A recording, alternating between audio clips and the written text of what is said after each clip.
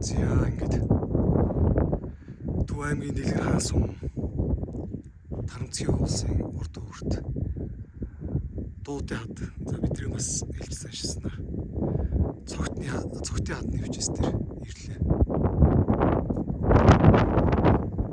Их хэсэгч зөндөө өссөн. Ямар ч хэсэг олоод ирлээ.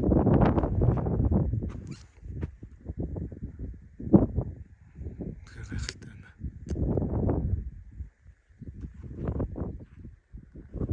За ингээд ийшээ урагшаага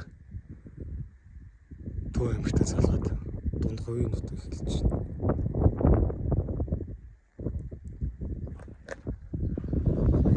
Одоос яг 402 жилийн өмнө 1624 оны 1-р сарын 18-ны өдөр халахын алдарт цогт мунтайжийн халуун таваагчтай зориулж үтсэн шүлгийг нь түүний шадар туслахад нь дуутын хаднаас илж мөссөн байдаг.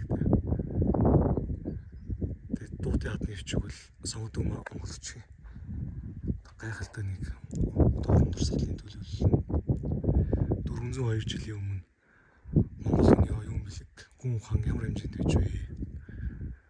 Монгол яруу найрагчийн уран тансаг нь ямар байж вэ? Монгол чулуучны эрдэм ямар хэмжээнд байж вэ гэдгийг түүхэн баталгаа.